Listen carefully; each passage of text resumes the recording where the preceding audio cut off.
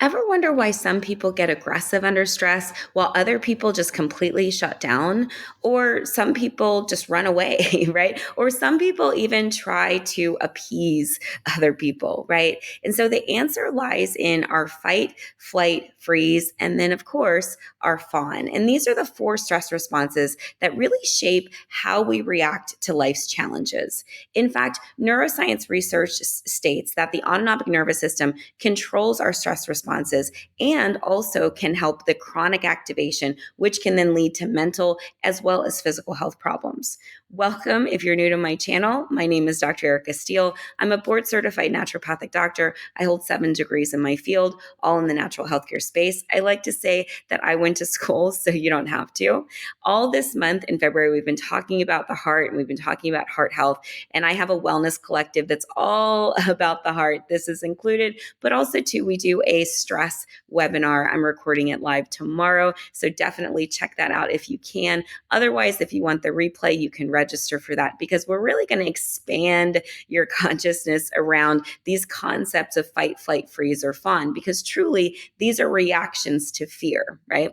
So fight is that warrior mode. It's the anger, it's the control, right? We notice that, when we experience this, we it's almost like a rocket hit that happens, right? And our immediate reaction at times is to get angry, really to get people to back away and get people to leave us alone, right?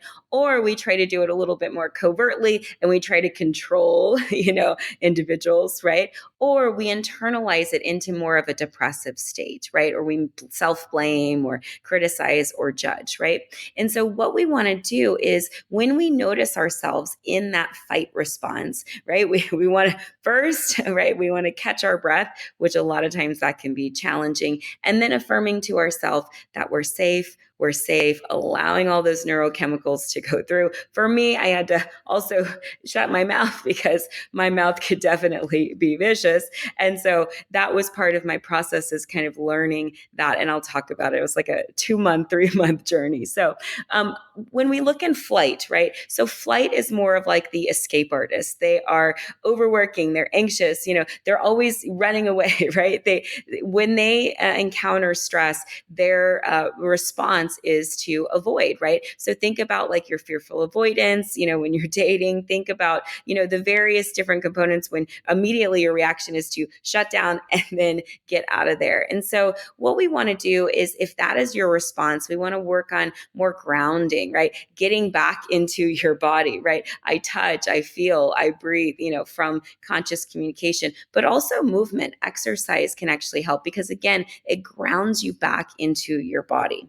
All right. So now freeze, right? So freeze is just as it sounds. It's the shutdown mode. It is, I can't do this, right? I'm not going to do this, but it can also show up in ways like procrastination, brain fog, listlessness. I don't know what to do. I don't know what to do, kind of thing. And so what we want to do is we want to get all the thoughts on paper. I do this in my morning flow at 6 a.m. So if you want to check that class out, but I get everything out on paper. Like I just data dump it, right? And then once it's out on paper, right, then I put it into buckets and organize it. That way it becomes more of a living, breathing thing instead of this, idea in my brain that's rattling around, that's triggering this feeling of overwhelm based off of a core belief of I'm not enough or, I'm not important or whatever, right? Whatever core beliefs that we have, which we'll talk about. Core beliefs, we've talked about it before, but we'll talk about it more in depth. And then we have fawn, right? So fawn is the self-abandoner. They're the people pleaser. They're the happy codependents, and so they struggle a lot with boundaries and finding their voice and communication. And so really part of the fawn journey of healing is becoming more grounded and centered. I found that, doing core values work and learning about my core values. I have a core values workbook.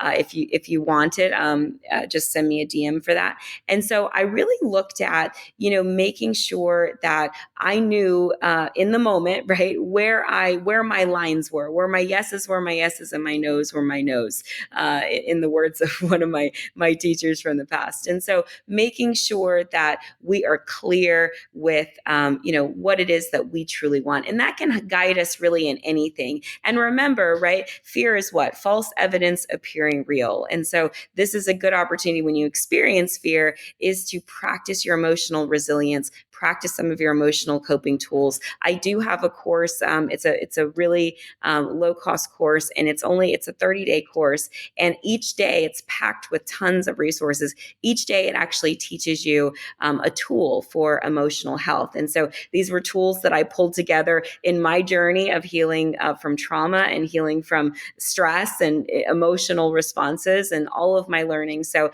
if you are interested in that, I'll drop a link in the bio below. So I look forward to seeing you all in the stress management webinar tomorrow.